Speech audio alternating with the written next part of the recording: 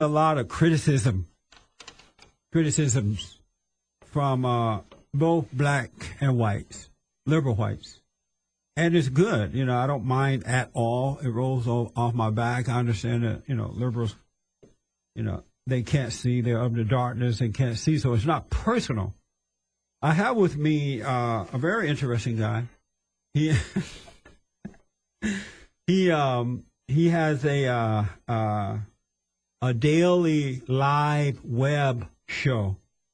And we're going to tell you how to get to that and see it. His name is Cenk Uygur. Am I right about that? That's exactly right. Okay. And he's the host of the Young Turks. Very interesting show. I do want you to see it, folks, so we're going to tell you how to get to it. Thank you for coming in, man. Thanks for having me. Should be an interesting conversation. I appreciate it. You said earlier that you were surprised you didn't know I was located in Los Angeles. That's right. In Los Angeles. And we're not far apart. No. 10 minutes away, right? That's right. Yeah. Studio's around the corner. I saw a portion of your show on yesterday because I knew you were coming on. Mm-hmm. So my producer allowed me to see it. And I noticed that you disagree with me. And really? The show that I saw yesterday, you were criticizing Sean Hannity for agreeing with, you said that he agreed with everything that Peterson says because he said he's proud to be on Bond's board. Mm-hmm. First of all, Sean doesn't agree with everything that I say. I've been on his radio show and TV show, and that there are times where he disagrees with some of the things that I say. And secondly, what's wrong with him being on my board? All right. Well, let's start with a couple of things. First, on agreeing with what you say, Sean Hannity's, and you saw a clip from the '08 elections when we were covering something that you had said on Fox News Channel, et cetera. And during the '08 elections, all Sean Hannity said is Obama and Bill Ayers and Reverend Wright. And so if you associate yourself with people, you must agree with everything they've ever said and everything they've ever done. So if Reverend Wright said goddamn America once, then Obama must think that because he knows Reverend Wright. So if he's on your board, boy, he must agree with you a hell of a lot more than Obama agrees with Reverend Wright or Bill Ayers or anyone else. Now, your organization, I obviously don't agree with. I think that it's got a whole host of issues, but more important. What's that? Did you vote for Obama? I did. You did vote for Obama. And so do you agree with everything that Obama's about? No, that's why I was making fun of Hannity's line of reasoning, which is, of course, two people don't agree with everything that one another says, and it's absurd to connect Obama to Wright and Ayers as Hannity did day in and day out as if they were, soul brothers. But Obama sat under Jeremiah Wright Jr. for 20 years. How long has Hannity been on your board? He said that he married he and Michelle. Mm-hmm. He baptized their children. He donated buku money to Jeremiah Wright Jr. And yet Obama lied and said that he didn't know that Jeremiah Wright spoke racism from the pulpit. Did you believe that Obama was telling the truth at that time? I didn't really care. You didn't care? 100% didn't care. Why not? Because he's not responsible for Reverend Wright. No, it's not. It's. But did you believe him? Did I believe that he never heard any of the things that Reverend Wright said that were controversial in nature? That was racist. Not necessarily. No, I didn't necessarily believe it. So you knew Obama was lying? Oh, yeah, he's a politician. Of course he's lying. He lies all the time. But yet you voted for him. You find me a politician that doesn't lie, and I'll vote for him. You knew in advance that Obama was lying, and yet you voted for him. Yeah, because John McCain's lies were so much more gargantuan and harmful to the country. So, but just... I mean, do you really believe, are you naive enough to believe that politicians don't lie? So the answer is yes. So if you want, I'll tell you 20 lies that Obama said during the campaign that he's not delivered. Cenk, the answer is yes, you knew Obama was a liar. You knew he was lying. Yes, and you absolutely. Voted for him. Okay, just want to get that out of the way. Yes. You criticized the article that I wrote concerning Hurricane Katrina. What did you find wrong with that? I don't know. How about the part where you call blacks immoral and lazy for not getting out of New Orleans when, number one, if you're in a lower socioeconomic class, doesn't matter what race you're in, you do not get information as readily, as easily. It's proven in case after case. Number two, a lot of blacks tried to leave and got shot on bridges trying to leave the city. And then you're going to call them immoral and lazy? So, yeah, I had at least a bone to pick with that. So you didn't see anything wrong with black Americans, those blacks who stayed behind, sitting around 2 weeks of knowing that this hurricane was coming. Hurricane Katrina. That is factually not true. Hold on a minute. This is true. I was there. This is true. They sat around for 2 weeks waiting for the government to come and save them, take them out. Where normal folks, people who rely on themselves, they got out. Even if they had to walk out, they got out. Well, maybe that's because they didn't get shot on bridges as they were trying to leave. But you're okay. But that's not true either, what you're saying. We'll get to that. It's proven in court. But let me ask. You're okay. You think, and you're a white American, right? It's unclear what I am. No, I call myself an olive American. But are you from the black race or the white race? I don't know. I'm Turkish. It's actually more Asian than anything else. Okay. And so you're okay that these black people sat around and waited for the government to come and save them? That is an absurd way of framing it. First of all, that's what happened. No. Let's explain a couple of things. That did First happen. of all, you don't know how severe a hurricane is going to be until the last day or so. You don't know 2 weeks in advance if it's going to be a hurricane level 1 or hurricane 5. That's an absurd statement. Second of all, these people knew they had a warning sign just like everybody else in Louisiana, New Orleans. They knew to get out, and they stayed. How do you know? You know that some of them did not have TVs? No. Because they're not rich? No. So if you don't have a TV, maybe you don't know as well? You didn't get the information as well? No, they knew. How do you know? How do you know that? You're not answering my question. You're okay that they stayed back and waited for the government to save them? If there's a fire and someone's in a burning house, I don't say to that guy, hey, it's too bad. You should have left before the fire, you idiot.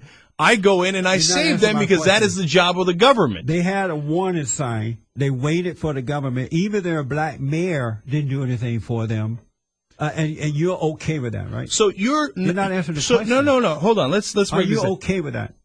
For some people didn't manage to get out of the city, okay? And I am okay with saying for the people who could not get out of the city in time, absolutely, positively, it is the role of the government to help them so they do not die. That is one of the central roles of government is our security, whether it's national defense, whether it's the police department, the fire department, or if you're about to drown, we come and get you. Okay, so you're not going to answer that. No, I did answer. How much more do you want me to answer? Are you an anarchist? You don't think that the government should do anything? If you're in a burning building, no, it's your responsibility to get out. Is it your responsibility to get out of a burning building and not have the fire department rescue? You disagree. Are you lazy and immoral for not getting out of a... You about the immorality. You disagree with me when I say that most, not all, most black people have been brainwashed, dumbed down, and demoralized.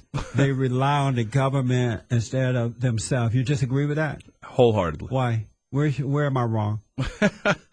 All right. First of all, if you want to talk about legitimate issues about welfare, okay, I was in favor of welfare reform. Okay, I assume that's one of the things that you're referring to. Yes. Okay, so I liked the Bill Clinton and the Republican Congress, and back then I was a Republican. Okay, did welfare reform together. I think that was a significant accomplishment because it's about incentives and disincentives that you give people. So if you give people a disincentive to work, that's going to have a long-term effect. I understand that. If you think that that is the primary problem of African Americans in this country, you're crazy. And how am I crazy? Okay. How about they start, it's, that great saying by Governor Richards about George Bush. Man was born on third base and thought he hit a triple, okay? Whereas African Americans were born outside the stadium, and you're telling them, why didn't you hit a home run? Okay? So you think that black Americans have always been demoralized and relied on the government? How about the part where they were enslaved? They have always been that way? How about the part where they were enslaved and then they were put into slums? I think that they were born in a situation that is much tougher and had to get out of it, and a lot of them have. So you think that they were put in the slums, as you just said, right? For a host of socioeconomic reasons. Back in a moment, folks, we will get to your calls right after this break.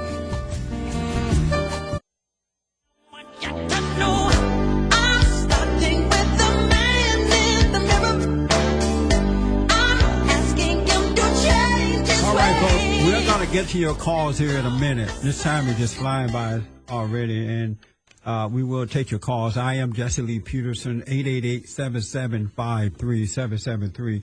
I have with me Cenk Uygur. He is the host of The Young Turks. It's a daily live web show. And Cenk disagrees with me. I happened to see a clipping of it yesterday, and it's amazing how they were putting me down. So I invited him. He's a liberal. You said you don't believe in God either, right? That's right. You don't believe in God? Nope. Okay. Well, that kind of explains a lot then. Really? How so? You said just before the break that they put black people in the slums. Who put them there? Here's okay. If you want me to do the whole history, we got slavery, and then once the slaves are freed, then they got to go look for jobs, right? So they wind up moving to the northern cities, and when they move to the northern cities, where are they going to stay? They're going to stay in, since they're the poorest people in the city. They're going to wind up staying in slums. Now, maybe it's an inartful way of saying they put them in slums, but it's more that their situation put them there. So, it's not like they had an opportunity to be a Rockefeller. So was it a slum before they moved there, or did they move there and turn it into a slum? Well, Jesse, you could ask that question about the Irish immigrants that came in here. No, I'm asking this about blacks. And it's curious that you are. And the Italian immigrants. We're talking about blacks, and you're when the putting poorest me down for speaking the truth about black people. Right. When so the poorest to you.